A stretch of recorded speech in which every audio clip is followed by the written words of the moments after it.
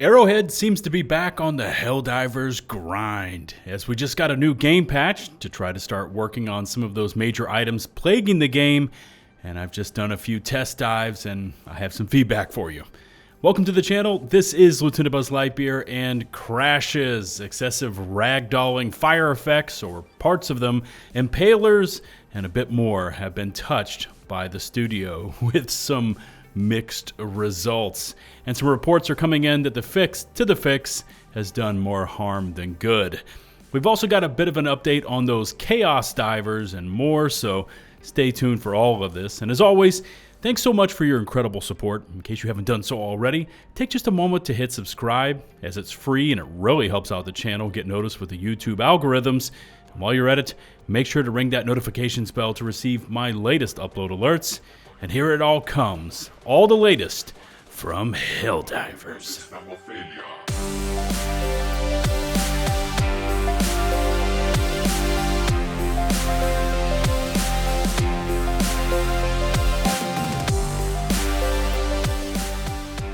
Kicking it all off for today is a 30-second Superstore Reset. With a little under 24 hours to go, you can get your hands on the Legionnaire light body armor with servo assisted for those juiced up yeets, the matching SC-37 Legionnaire helmet, the SC-15 Drone Master helmet, and of course the Drone Master medium body armor with engineering kit for reduced recoil and +2 throwables.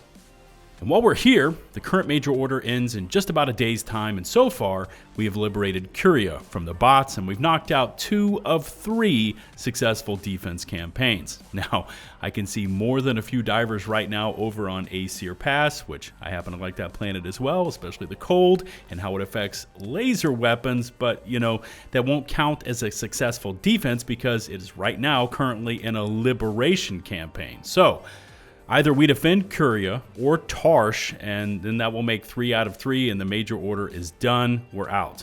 Now, of the 2, the Helldivers companion app is showing the best chance for victory on Curia, where we should pull it off in just over 17 hours based on the current number of divers there. I know it's the bots. They're not the most popular faction, and just a hunch, by the way, but with how close they still are to Super Earth, I'd expect them to remain on the menu once this current major order is also complete. Anyways, if you haven't taken the time, log on and put in a campaign on Curia, and let's just get this done for democracy's sake. Finally, if you're looking to pad those stats and pick up some easy medals, today's daily or personal order is to drop 50 enemies using the grenade launcher, which is especially useful versus bile spewers. Remember that this 50 total is spread across your squad, and so once done, you've netted another 15 medals in case you have anything you still want to pick up from those previous war bonds. It's Tuesday, divers, and that means it's patch day, so hold on to your butts because this one was, let's call it hit or miss. Patch 1.001.004 went live early this morning, and for me on PC, it was something like 52 megs. So downloading and installing this one should go by really quickly, but not without consequences, and more on this in just about 30 seconds. So there are 4 crashes in here. One for dropping into a game joined by invite while you had been previously hosting. Haven't seen that one. There's also one here for crashing after being kicked for being AFK. I guess your drink or potty break was taking just a bit too long. Crashes that occur while dropping into missions. You're going to see that one in a sec. And finally, a crash that would occur while shutting the game down during boot, which doesn't make sense to me, and maybe I'm reading this wrong, but you were already dropping out of the game, so what would a crash matter? I don't know. But those crashes were here on full display after I downloaded today's newest patch. You can see me, I've got on my shiny flame suit, I'm ready to do some testing on the bugs, and yeah, crashes as soon as I hit the planet. Now luckily I'm rolling solo, so nobody else had to go through this with me, but I found that after today's download, as is often the case when Arrowhead patches the game, it is missing a file.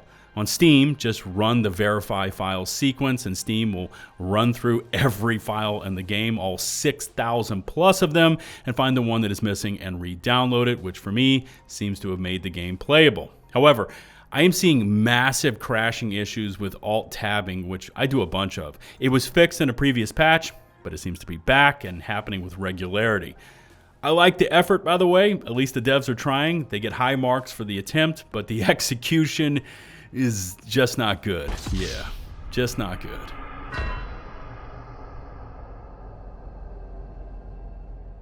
How about those flame effects and fire weapons? Well, it's also not good news. The notes say, fixed an issue where flamethrower particles would ignore enemies, with a bit more of a deep dive explanation offered up here. It says, the issue was when the enemies turn into a lower resolution version at some distance from the player, not listed here, and they stopped colliding with the fire particles.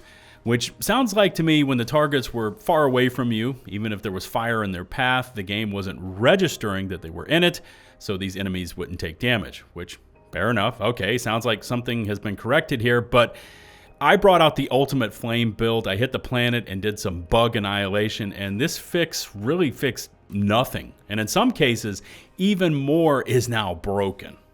So let's break it all down. For regular chaff, it seems like the flamethrower stream is now traveling through those enemy types, like a warrior, like a scavenger or hunter, and it seems to be hitting targets behind it. But as soon as you hit a small piece of armor, like a bile spewer's head or maybe a hive guard, the flame then ricochets directly back at you, almost like whatever you're shooting at has its own flamethrower. It's mental how quickly this all happens too. Also, in terms of chargers, it's gotten worse because I tried it out with stuns and a resupply pod, and even cooking the backside of a charger didn't seem to do anything to them.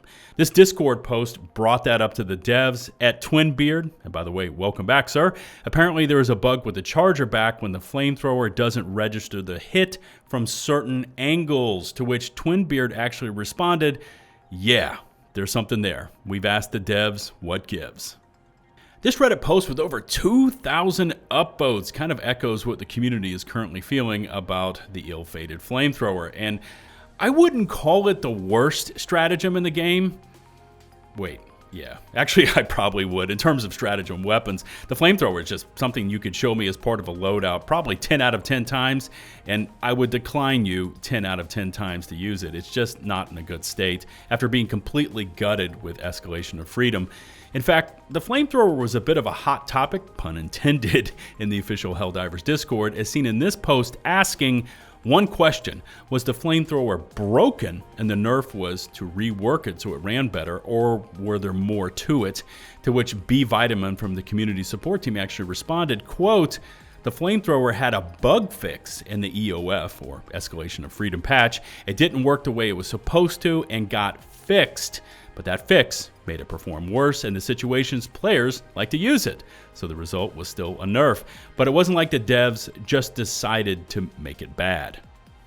Okay, full stop, and let me know if you heard it and or read along with me the same way I'm about to explain it to you, but the way the old flamethrower worked was actually bugged. So it wasn't supposed to do the things it was, and so it was patched or fixed with escalation. But that fix didn't work correctly, making it perform even worse than before. Hopefully I got that right. Now, I'm thinking that B Vitamin is calling the bug the burning targets through armor, although it's not defined here, which, by the way, was the Charger flamethrower meta, right? Of which they tried to correct that in the name of realism. God, don't get me started on that one. And it ended up devastating the flamethrower, which they tried to fix today, but ended up hurting it even more because it won't damage the backsides of Chargers now from certain angles, or damn near at all from my testing, a point that was echoed by this Reddit post titled, "They nerfed the flamethrower even harder today." Intentional? A mistake? I honestly can't tell you, but it feels just positively awful to use it right now.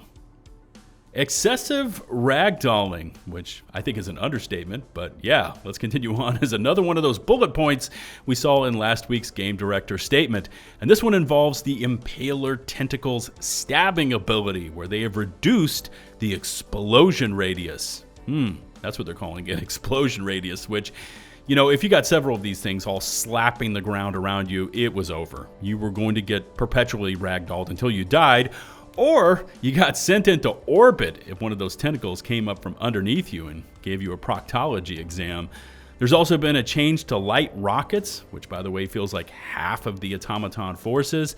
Now both of these I have not tested out yet, but there's also another bug fix here. Listen to this one, where the impaler tentacles would indefinitely chase you, which I have seen ever since the launch of Escalation. You could run clear across the map and these tentacles would just keep reappearing. Now in terms of the ragdolling and the bots, I was unfortunately not recording in a session from yesterday. Listen to this, but we were attempting to extract on top of the small mountain site. Anyone that's played Helldivers, you know what site I'm talking about here. And this was on super Helldive difficulty, by the way, so you can imagine how much pressure the bots were laying down on us. Lasers and rockets for days. Anyways, the extraction shuttle arrived just as we got hit with a volley of rockets from somewhere. I couldn't tell you where. And the entire shuttle freaking ragdolled off of the top of this mountain. It landed below us, and we had to dive for democracy off the top of the mountain. You can imagine laser fire everywhere, and we tried to hustle into the shuttle. Anyways, it was one of the most insane things I have ever seen in this game, and I've seen some pretty zany stuff go down, but if the ragdolling has now been scaled back, yeah, I see that as a big W. In terms of known issues, yeah, it's the same old here. The oldies but goodies we see every week with every patch. You've got friends list issues, Bile Titans not taking damage to the head. How is that still a thing? Most weapons shooting below the crosshairs. How is that still a thing? Fences blocking fire, but rocks not shielding us from bot lasers or rocket splash damage. Yeah, odd one there for sure. The guard dog rover firing continuously has now been identified as a bug, so they're setting you up for a future nerf. Watch for a future change to that one, and a few others you can see up on screen. Now in terms of performance, the question of an old and discontinued game engine has been going around the Discord circles, to which Shams Georgiani actually responded, quote, "This is the source of the performance challenges. The more stuff we put in, swamps, new enemies, new weapons, etc., the more shit is flying around on screen. We need to keep abreast of performance updates." And I guess that boils down to the balancing act, right? How to keep the game chaotic, crazy amounts of enemies and explosions everywhere without tanking the game's performance. And by the way, of the two factions, my PC rig does pretty well versus the bugs, but when I go up against the bots, I see real, substantial, major FPS dips. So hopefully the studio can get that one handled in the near future. Moving on, and the Chaosdivers are a thing, although I personally can't say with how much effect, as I haven't seen one, even when matchmaking randomly. Now Reddit has been on about this new dissident faction and how they are taking matters into their own hands, all in an attempt to roleplay as a militant faction to get Arrowhead, in this story, Arrowhead's the Helldivers HQ, to bend to their demands, fix the game properly, weapon balancing, etc., etc. Now, while I do applaud this desire for change, I'm all for that, I can't say this is the correct way to go about it. But it's a cool concept, you know, this whole Horus heresy vibe, you know, from Warhammer, but not so cool in that for many non-social media, completely unplugged Helldivers, you know, like gaming dads and moms, you know, they drop in a few hours a week, they drop into a mission and they get smoked by a Chaosdiver and they get torqued about it because, you know, they have no idea what this militant diver is up to. Not that what they are trying to do justifies ruining another diver's experience. Anyways, what I personally don't want to see is this entire thing then getting another push from the studio to link up those accounts with PlayStation Network because, you know, they're going to tell us that's the only way they can monitor and ban these kind of players. Just keep it righteous, keep it civil, and let's keep the monkey business to private parties. And since this one was a bit heavy on the tone, you know, I kind of railed on about the patches and the changes, let's lighten it up with a Reddit post about the former GOAT, the Railgun. And it says, "Oh, Railgun, I'm feeling really low." And the Railgun replies, "I can one-shot Hulks on safe." And the player is like, "Oh shit, for real?" And the post title nails this one as well. It says, "On safe, you say?" And by the way, the answer is yes. If you can hit the Hulks in the exact right location, they are one-tap kills. In a previous patch, the devs also reduced the gunship engine durability, so those are now two-tap kills if you can hit the same engine twice. But You know, for the rest of the bots, like for instance, a Factory Strider, you're going to be at a serious disadvantage using the Railgun. So yeah, the Railgun isn't D tier any longer. It's not down there with the Flamethrower. Maybe that's one you need to give another go with. If you do, let me know how it plays for you by dropping me a comment. And now it's time to bring it home with your top 3 comments from my last Helldivers video. And by the way, thank you for all the love and support you've been showing the content. Yeah, lots of views, lots of upvotes, and lots of comments. As a content creator, you'll love to see that. Anyways, if you want to see your comment and name up in lights for my next Helldivers video, you've got to first make sure to leave me a comment on this video. And I feel like I'm saying video far too much. But anyways, who knows? Drop a comment. Let's see how it goes. The number 1 spot goes to Michael McAuliffe 2985 with this comment. He says, "We want this game to be more realistic. We can't pick up enemies' weapons, we can't take control of the walkers the enemies use, and we cannot kill one enemy silently without every other enemy on the map knowing where we are. Flamethrowers cannot stagger enemies, and 2 cactuses can kill a mech suit." Yeah, realistic my ass. I can't argue with this one. I've mentioned this selective realism in previous videos, and Michael McAuliffe definitely taps into that vibe. Moving on and taking the number 2 spot for the top 3 for this video is from, I'm probably going to butcher this, lxaglet? Lxaglet. Sorry if I butchered your name and you see this, but their comment says, "Man, it's just so hard to know what to do." I guess that's Arrowhead saying that. And then the community responds, "Stop nerfing weapons. It's truly a mystery. What do players even want? Stop nerfing the goddamn weapons. It's like literally impossible to figure out how to connect with the players and listen to them." He goes, "JFC, stop nerfing weapons." And then they say, "I've got it, you guys. Let's nerf weapons and buff the enemies." Uninstalls and plays Deep Rock Galactic. Rock and Stone. Great game there, by the way. And thank you for this comment. And finally, the number 3 comment is from Billy Bats 3244. And I have to ask, am I the only one noticing all these digits in these YouTube gamer tags? Is Google self-assigning these, or were there 3,243 Billy Bats before Billy Bats 3244? I mean, I've got questions. Anyway, their comment says, "Next they're going to tell us because of the running away meta, we've decided to slow down the sprint speed by 50%, but if you hold a teammate's hand, you get a 10% boost."